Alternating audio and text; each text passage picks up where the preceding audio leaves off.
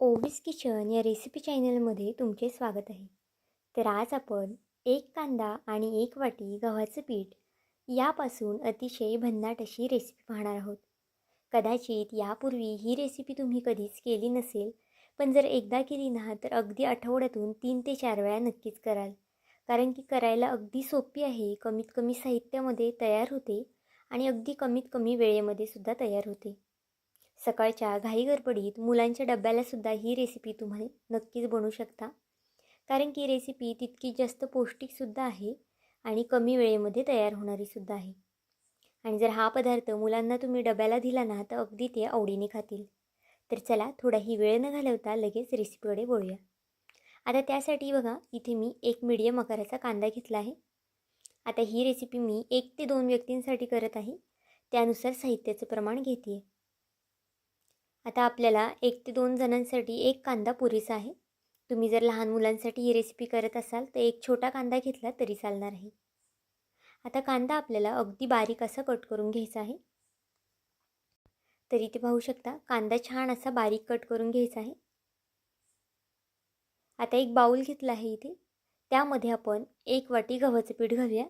1 वाटीला अगदी थोडंसं पीठ आहे, कमी हे. नाहीतर मग 1 वाटी इतपत हे पीठ आहे.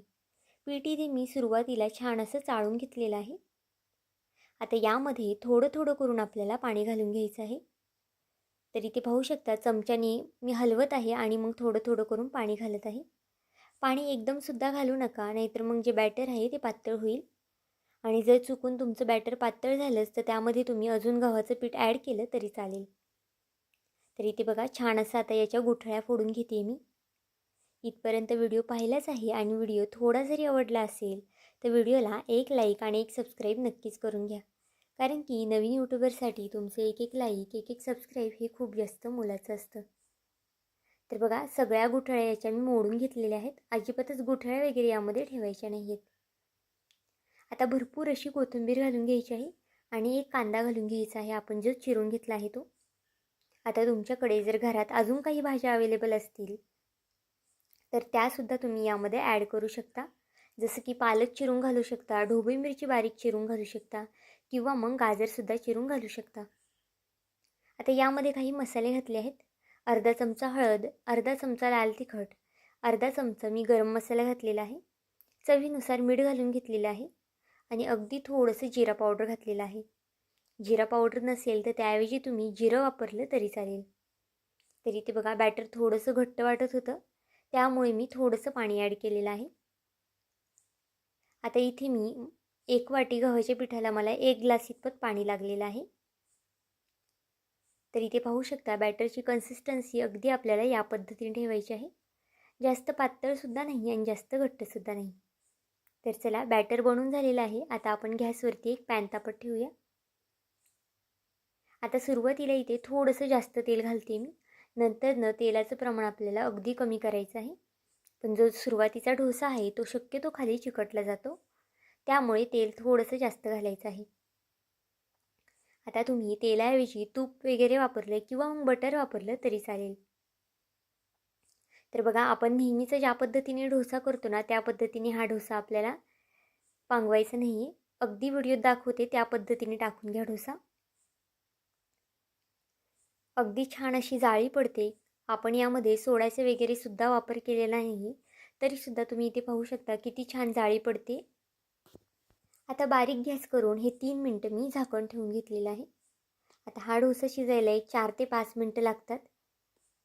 तर बघा खालच्या साईडने छान असं आपल्याला खरपूस रंग येतोपर्यंत डोसा शिजून घ्यायचा आहे. आता पहिला डोसा असल्यामुळे थोडाफार खाली चिटकू शकतो, पण जर जे नंतरचे डोसे असतात ते अगदी सहज निघले जातात. तरी ते बघा व्हिडिओत दाखवते त्या पद्धतीने हा जो डोसा आहे तो अगदी व्यवस्थित असा तुम्ही पलटी करून घ्या.